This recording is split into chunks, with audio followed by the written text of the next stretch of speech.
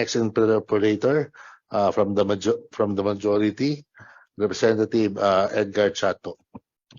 Thank you very much, Mr. Chair, and thank you also to Secretary Manalo and the rest of the DFA family for our continued partnership, especially in my province of Bohol, serving not only through passporting, mobile, but also many other partnerships, including the assistance that you have been extending to our Filipino nationals, Boholanos, OFWs who are in distress. And the Department of Migrant Workers, in coordination with DFA, has always been helping us along the way.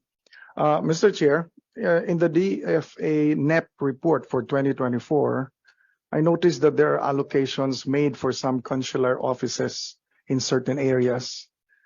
Is it correct that the DFA consular office can be established in a particular area if it qualifies to certain criteria and not necessarily through a law, like criteria on clientele, passports, revenues? Am I correct on that? Secretary Manalo. Thank you, Mr. Chair. To respond, could I ask permission for you to give the floor to Christian De Jesus? To Mr. Christian De Jesus, the Executive Director of our Consular Office. Executive Director Christian De La Cruz. Sorry. De Jesus. De Jesus. Right. You're recognized. Thank you, Mr. Chair. Good afternoon, distinguished legislators. Representative Chato, good afternoon, sir.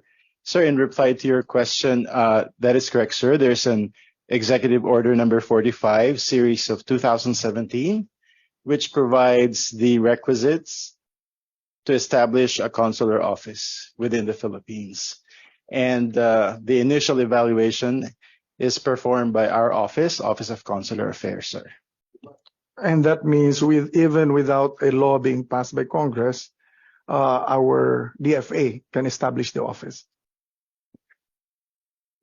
Mr. Chair. Yes, you're recognized. Thank you, Mr. Chair. Yes, sir, subject to the fulfillment of the requirements, sir. Thank you very much. And on September 3, 2022, my office received a letter from the Office of Consular Affairs on the approved DFA consular offices in 4 areas in the country, which qualified under Section 3 of EO number 45, 2017. The areas that were mentioned included Catarman Samar, Tagbilaran Bohol, Balanga Bataan, and Bacoor Cavite.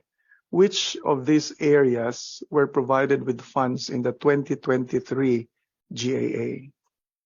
May we know, Mr. Chair? Yes, Secretary.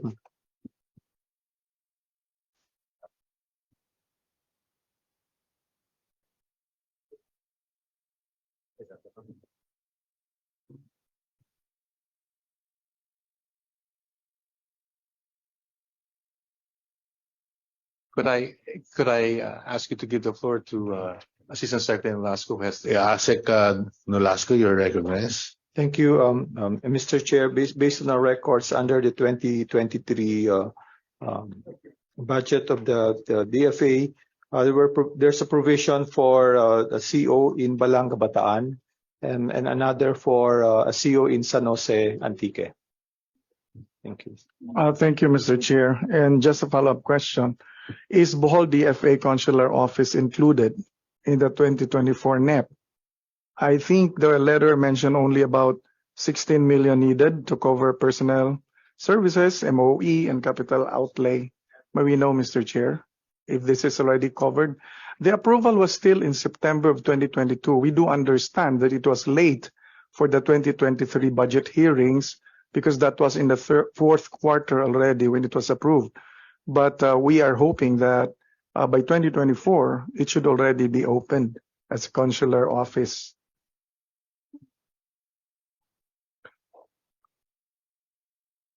Secretary Manalo. Could I request to give the floor to Mr. De Jesus? Mr. De Jesus, you're recognized. Thank you, Mr. Chair. Representative Chato, sir. as far as the proposed consular office in Tagbilaran, we have performed the evaluation and the approvals. We, however, need the necessary budget for the opening of consular office. And it's not yet included in the NEP. Is that right? Because I did not see it in the report. It's not there. Mr. Chair, may I then manifest to the Chair and the Appropriations Committee that it will be included in the 2024 budget. And I hope I can make a follow-up on this in the plenary because that is so important for the province of Bohol. DFA approved it in 2022, September, and the criteria has been met. That is why it was approved. The demand for a consular office is a felt need now in the province of Bohol, especially with the big clientele of local residents, OFWs, visiting tourists, most especially. And other than that, the increase in passports expected to be issued is also quite high. In the report of DFA, it reached 242,460. And the reason for that, of course, is we can see it from the demand during mobile services of DFA, and we thank the DFA for that. And likewise, the increase in the target revenues has also been shown also in the report, which I think was a primary reason why it was approved. So, Mr. Chair, that is also my appeal again. With all the elements and with all the criteria met, we are hoping that the DFA office in Bohol, in Tagbilaran City, will be open already by 2024. The Committee on Appropriation will take note of the concerns of our dear colleague from Bohol, Representative Chato. Yes, thank you, Mr. Chair. One final question. This is regarding the Unicom that was mentioned earlier by Congressman De Venecia. The Unicom has an allocation for many of the UNESCO programs in the country. Just recently, Bohol was declared as the first and only geopark in the Philippines. And we are very honored with that kind of recognition by UNESCO. May we know if this type of recognition also warrants the support of the DFA? And how is this program connected with the other programs that DFA is supporting in the sector of science and culture? Secretary Manalo. Could I request to give the floor to our Unicom representative? Ms. Barrientos, you are recognized. Good afternoon, Mr. Chair. I am the Deputy Executive Director of the UNESCO National Commission of the Philippines, Lindsay Barrientos. And Congressman, we would really sincerely want to thank the province of Bohol and all its partners because the saga of Bohol took years, actually almost a decade before they got the title. Because even if the UNESCO program for Geopark is not as prestigious as World Heritage Site, the process is very tedious and it requires a lot of scientific studies and the commitment on the ground, not just from the local government, not just from the academe, not just from civil society, but even the communities and those that are as young as students must be able to know what they are into if Bohol would be a global geopark. And rest assured, sir, that the commitment is also there.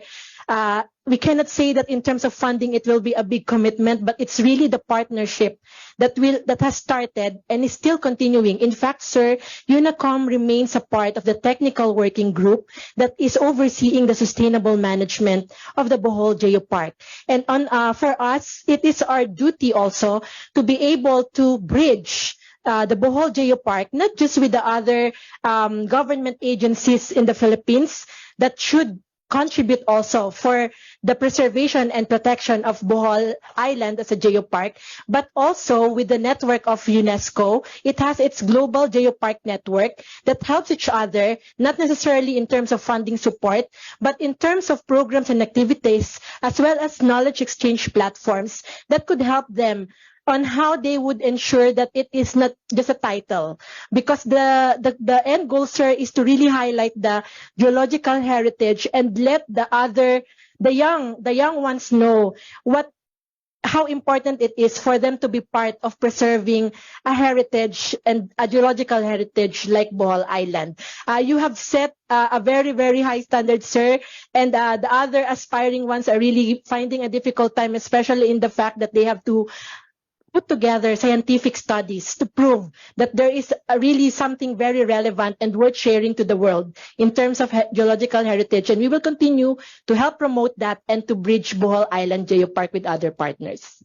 Representative Chato, kindly wind up. Yes, thank you, Mr. Chair. I would like to thank DFA for that very strong commitment. It was indeed a difficult process to get that, recognition of UNESCO. We started that at the time when I was still governor of Bohol, and I had really strong reservations on agreeing to the application because of the difficult technical requirements. If not for the UP SURF who helped us, as well as the University of Hamburg, it would have been so difficult to comply. But now that we are declared, it's also being felt, the impact, because our tourism arrivals has really increased. And most often when we talk to foreign nationals, they're just curious about what the geopark is. And so we thank the Department of Foreign Affairs with the Secretary for the commitment that DFA will continue also to assist Bohol as we would like to sustain the recognition. You see, UNESCO can withdraw it if you're not able to maintain and sustain. So we need the support of every sector, most especially the DFA. Thank you very much, Mr. Chair. Thank you very much, Representative.